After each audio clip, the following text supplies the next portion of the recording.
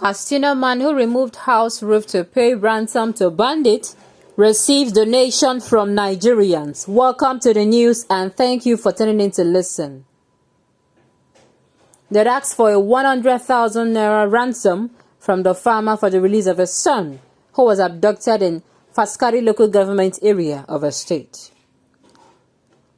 Many Nigerians have donated to Saidi Faskari, the farmer seen removing the roof of his house in Katsina state to sell in order to rescue his son from kidnappers. This is very, very sad. This is very, very sad, sincerely. What our governments cannot do. Tomorrow, these people will come out and say, Nigeria, there's actually a post, sincerely, there's actually a post that was made by one particular chieftain of all progressives, where he actually reposted what Joe Biden said, that, it is not only when it is favorable for the citizens to obey laws that they obey law. Tell me, when has it ever been favorable to Nigerians? Sincerely, had it been he only liked that post on Joe Biden's page or wherever I found it, sincerely, there would not be an issue. When has it actually been favorable? You pay for tax, so you are going to be able to enjoy good road. Yet, at the end of the day, there are many, many places you can go to, and you're going to hear that the actual people who did that particular road is either the community people or one certain person. That is what you hear. Roads that you pay for, you don't get. You pay for power, you still get to buy generating sets. You still buy fuel on top of it. If it is a small tiger gen, you're going to buy oil. You are still going to get a service set before the month runs out. Or if it is free, or if it is quarterly, you service the gen. All these things are expenses. Meanwhile, you still paid for light. You paid for water. You are going to get, sometimes you get water maybe once or twice a year or 3 times. You can count it. People now do what? They now create boreholes for themselves, even after paying for water. Even after paying for water. You pay for several other things. Am I going to be talking about the health sector? What we pay so that you're going to get the health sector cheap. But when you get to the hospital, even common equipments are not there. The way and manner they are attended to, because most times maybe they are old or they have mannerless. If you see the way they treat people, you don't want to go there and see. There are some hospitals that immediately you enter in a private hospital, the kind of attention they will give you will make you even fall sick more, because you'll be like, no, I want to be receiving this type of attention. Madam, are you okay? Are you sure? What is there anything I can do for you? As in the kind of care, you will say, no, you want to fall sick more.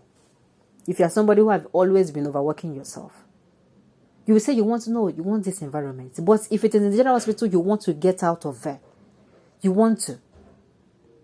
Now, what the government has not done for them. What the government will say in this is that, they should be patient, just like the government asked people of Zamfara state who actually, they were killed. Over 200 Zamfara residents were killed by Boko Haram. And the president asked them to be patient. While we are still talking about it, we keep hearing about how the bandits came and kidnapped many people in Kaduna state. And I'm asking, when we will be free from such news? When?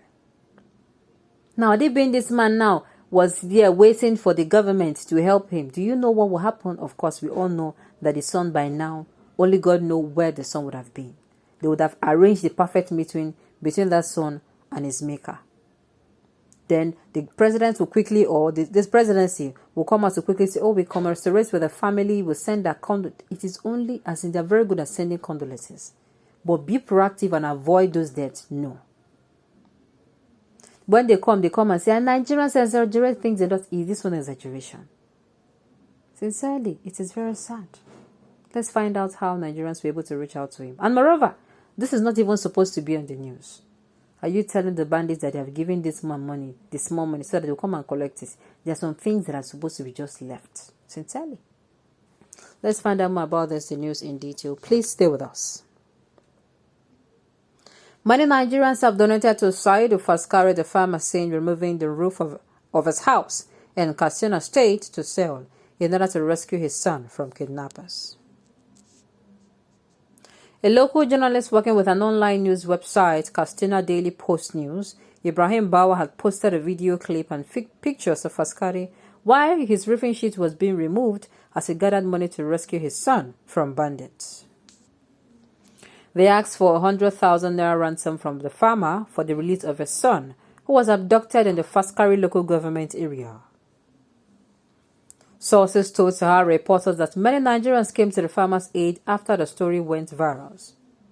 His son was also released after the 100,000 naira ransom was paid to the bandits.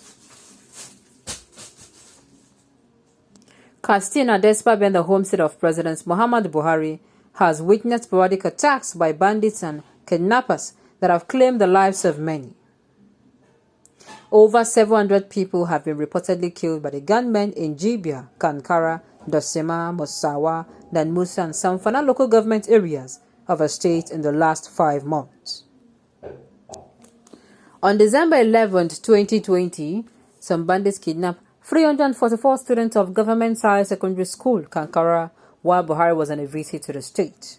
They were released about a week later. Also on December 19th, 84 Islamia students of Hizbarim Islamia in Mahota village, the Dandume local government area of a state, were abducted but rescued shortly after. Sincerely, I just hope, number one, this particular money got to him. There are 2 things involved. They paid the money, it got to him, and we just pray that it got to him and he actually gets to fix his roof back and live peacefully with his son. It is very, very troublesome. That is why people don't see it. We live in time where even you yourself, when you hear things like this and you're someone who visualizes a lot, you start asking yourself how can this thing happen? You start imagining the kind of trauma this people go through. And yet the government will come online or come anywhere after hearing this news. First of all, they're going to sleep peacefully in their houses without any security situation. And they're going to come to the television, to the radio, newspapers, and actually say that they're sending their condolences. For what exactly?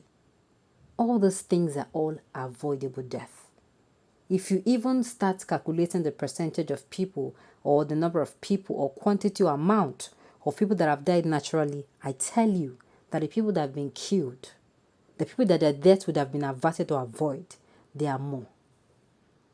Yes, there are more.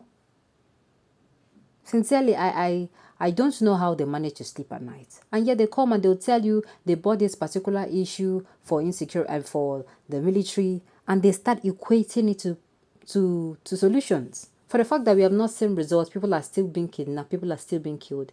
Definitely the problem is still a challenge. That is just it. On this note, we have come to the end of the news. We say thank you for tuning in to listen.